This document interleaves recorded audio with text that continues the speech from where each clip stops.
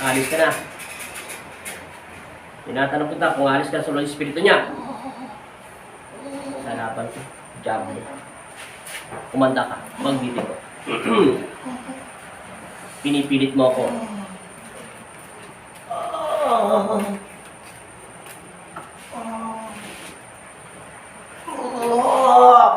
Alis ka sa loob ng katawan niya. Iiwanan mo siya. Ilang alipin ni Jesucristo. Alis ka sa loob ng katawan niya, hindi. Ano kanila lang? Kapre maligno. Kapre maligno. Kapre maligno. Alis ka ng katawan niya. Sige, tanggalin mo yung nilagay mo sa kanya. Tanggalin mo.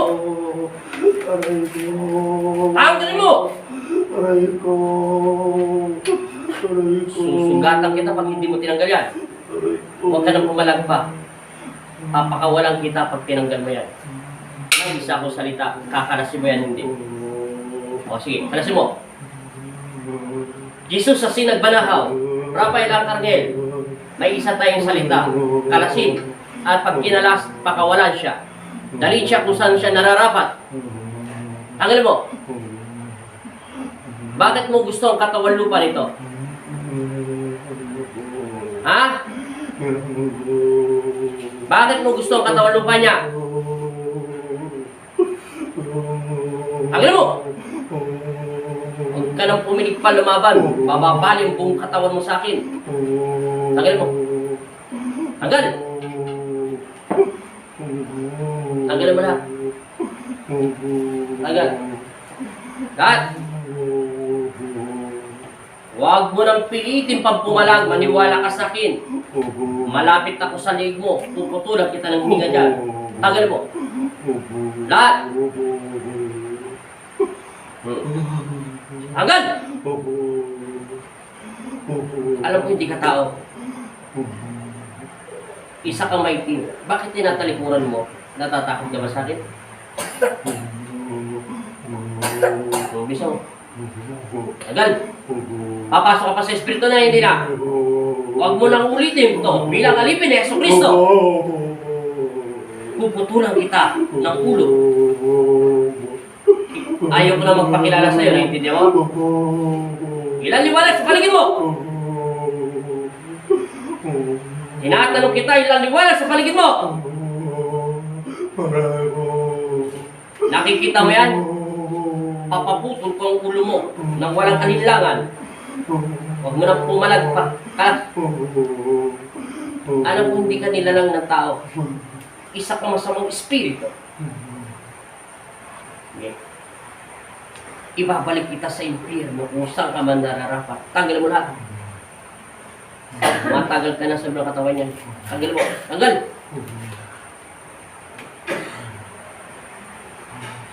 Busin mo.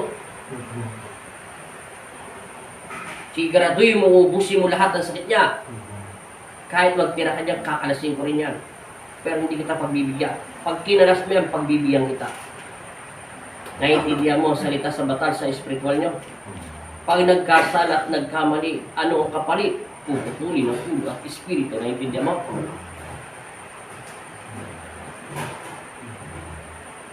Meron pa wala na? Kunti na lang. Anong nilalang ng tawag sa iyo? Isa ka ba ang Diablo? Engkanto, maligno? Ano ang tawag sa nilalang sa lugar nyo, sa mundo nyo? Ikaw may team. Tinatanong kita, anong tawag sa nilalang sa mundo nyo? Anong tawag sa inyo? Ha? Uy, balahibo. Anong tawag sa iyo? Diablo? Ikaw ba yung Diablo? Ilan liwanag sa paligid mo? Alalahanin mo ang anghel ng Panginoon Kristo na sa paligid sa iyo. Kunti pagkakamali mo lang, Diablo. Wala kang karapatan pumasok dito, naiintindihan mo? Siguro naman kilala mo na kami. Hindi ko na kailangan magpakilala sa iyo. Alipin ako ni Jesucristo. Alam mo, kaya kitang sugatan sa pamamagitan ng espiritual ni Jesucristo. Panginoon mo siya at Panginoon ko rin siya. Naiintindihan mo? Tanggal mo. Meron pa ba? Ilang taon ka na sa, ilang araw o taon ka na sa katawan lupa niya. Ilang days ka na sa loob ng katawan at espiritu niya. Gano'ng katagal? Isang buwan. Saan mo siya nakita, Diablo? Saan mo siya nakita? Bakit mo siya pinasok? Bakit mo siya pinasok? Tinatanong kita, bakit ka naninirahan sa katawan ng pag-aari ng Heso Kristo? Ano ba ang kahinaan niya kung bakit ka pumapasok sa loob ng katawan ng pag-aari ng Heso Kristo? Ano? Lagi siya doon natutulog. Saan? Sa kubo? Kaya pinuntahan mo siya. Bakit ka nakapasok ng ganong kabilis? Nagdarasal ba siya o hindi? Hindi siya nananalangin. Kanino siya nananalangin? Kanino?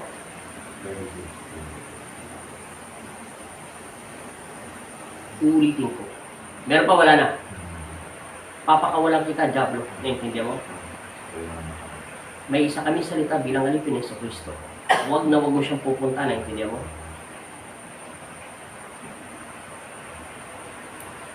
Pag sinabi kong lumabas ka, naintindihan mo?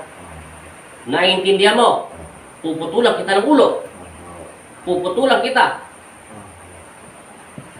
Naintindihan mo ha? Kiril siya magnitiko. Sa ngalan ng Ama at ng Anak at Espiritu Santo.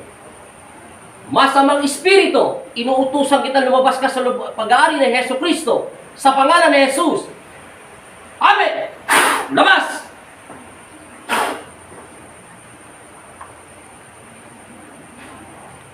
Gising. Sabi mo in Jesus' name. Saan ka nakarating? Ha? Malayo po. Gano'ng kalayo? Gano'n nga kalayo? Na may pinunta ka? Ha? Sige, namimin tubig na Yesu Cristo para lumabas. Nakita mo yung pinuntahan mo? Madilim. Okay. Sabi mo, in Jesus' name. Tatlong beses. In Jesus' name. Amen! Sabi mo, Heso Kristo, patawarin mo ako sa aking mga nagawang kasalanan, sa isip, sa salita, at sa gawa. Tinatanggap kita. Ikaw ang aking Panginoon, na sa Heso Kristo. In Jesus' name. Amen. Salamat po. Sabi mo, sige, sumandag ka. Pahinga ka muna konti. Punasan mo yung boyfriend mo. Sao mo, punasan mo. Wala yan alam. Asawa mo na yun, huwag ka na matakot. Ibu kami mata mo. Oh. Huminga ka na malalim. Sigaw mo si Kristo in Jesus' name. In Jesus' name. Tatlong beses. In Jesus' name. Isa pa. In Jesus' name. Amen. Amen. Sige. Sige. Punasan mo. At umalis. Ako natatakot sa asawa mo. Ha? May pawis yan. Ha? Huwag ka mo nang gumalaw kasi kalalabas lang sa'yo ng masamang espiritu. Malalambot ka talaga dahil ganyan talaga pag sinasaniba ng mga sasamang espiritu.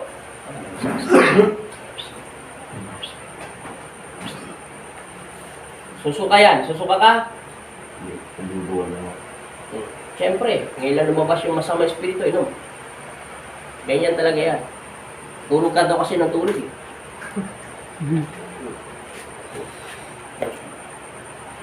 Kunin mo yan. Ganyan talaga yan. Ngayon ka pa lang kasi nakapawala eh. Gayahin mo ako. Sakaling kamay mo. Kita mo, pantay na. Ngayon pa lang siya pumasok. Hindi ka kayata pumapasok sa simbahan. Gayahin mo ako, Panginoong Kristo. Baba mo yung kamay mo. Gayahin mo ako, Panginoong Kristo. Jesus, hindi, makinig ka muna sa akin. Isipin mo muna yung anak mo. Nakita mo na anak mo. Alam mo yung tsura nila. Yung asawa mo, alam mo yung tsura niya. Kasal kayo. Ano may anak ka? Sige, pikit. Pasok mo sila sa puso mo. Gayahin mo ako, Panginoong Kristo. Jesus Nazareno. Ako po si ikaw ang pangalan mo, banggitin mo. Nananalig ako at sumasampalataya sa iyo na ikaw ang Diyos namin at buhay at totoo. Nagkasala po ako, Ama. Nagkamali ang aking isip. Tinatanggap ko ang aking kasalanan. At patawarin mo ako. Tulungan mo ako. Mapalapit sa iyo. At magbalik loob. Ilayo niyo ako sa mga masasamang espiritu o anuman dyablo. Palayain niyo po ako. Bigyan niyo po ng liwanag na kapayapaan ang aking isipan at ang puso at kaluluwa ko. At kayo maghari at manguna sa aking buhay.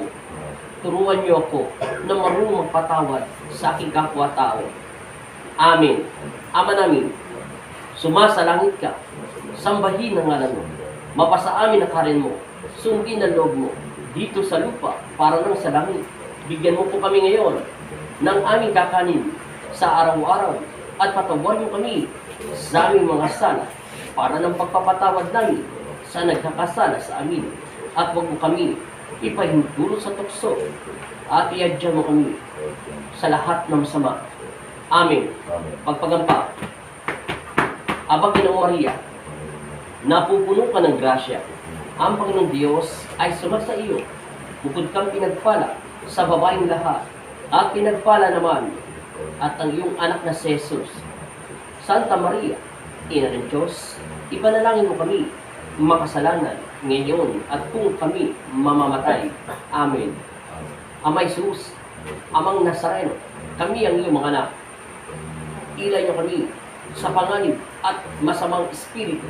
Binigyan mo ko ng kapangyarihan upang daigin at tapakan ng kapangyarihan ng kadiliman. Kaya kayo po ang manguna sa aking buhay. Amen. Ama Jesus, Amang Nazareno, bigyan mo ko ng kapangyarihan na makapagpagling ng aking karamdaman. Salamat po sa pinagtulong mo sa akin. Amen. 3 times, in Jesus' name. In Jesus' name. In Jesus' In name. Jesus' name. Lakasan mo. In Jesus' name. Lakasan mo pa. In Jesus' name. Lakasan mo pa. In Jesus' name. Isa na lang. In Jesus' name. Amen. Amen. Okay, tapos na. Bawas na siya talaga. Yun ang tubig. Bumalik na lakas mo, di ba? Magdasal ka at magsimba ka. Tulog ka kasi daw ng tulog sa kubo. Kung ginagawa mo natutulog lang, baka tumatakas ka sa trabaho. Sabi mo eh. Ano ba ramdam mo? Saan ka ba nakarating? Malayo po. Madilim po. Madilim yung dinadaan mo? Dilim. Wala ka nakikita? Asawa mo na yan, bakit ka natatakot? Ayaw ka napitan ng asawa mo. Nakaramdam siya ng takot. Nasaan ba yung tubig mo? Ayan ang tubig mo. Eh, ba yung tubig mo? Okay na. Sigurado ka na. O, magdasal ka na dyan. Ngayon ko lang nakaramdam ng takot. Nainitan siya. Nakarating siya sa malayo. Ba't natatakot ka? May anak ka sa sama, yakap-yakap ka sa kanya, tapos kiss-kiss ka, ngayon umihiwalay ka na. Asa na ba yung langis kanina ginagamit mo? Purahan mo nga siya ng langis. Asa ba yung magpupunas langis sa kanya? Ay, ikaw pala, punasan mo sarili mo. Kasi yung asawa mo, mawala langis yan. Sikmura. Magpalit ng damit. Makinig ka sa akin. Yung damit ng asawa mo, pagdating sa bahay, huwag mong pahigay yan. Huwag mong payayakap sa mga anak mo. Papalitan mo muna ng damit yan, ha? Buhusan ng tubig, panibagong damit, ha? Salamat. Okay na pakiramdam mo? Taga saan ba kayo? Kamiling Tarlac. Kamaling. Kamiling. Kamiling. Kamaling. Kamiling. Kamiling. Tarlac. Ang hirap pala. Sabi nga sa mo, diablo daw siya. Salamat. Sabi ko sa'yo, hindi yan tao eh. Matagal na siya nilalilihan ni Diablo. Kaya, dagdagan ang pagdarasal. Magpunta kayo sa simbahan ni Jesucristo. Dapat itong linggo, bukal sa puso mo pumunta ng tahanan ni Kristo. At makakain ka ng katawan ng Jesus. Maraming salamat. Maraming salamat. Okay, ikaw naman, susunod.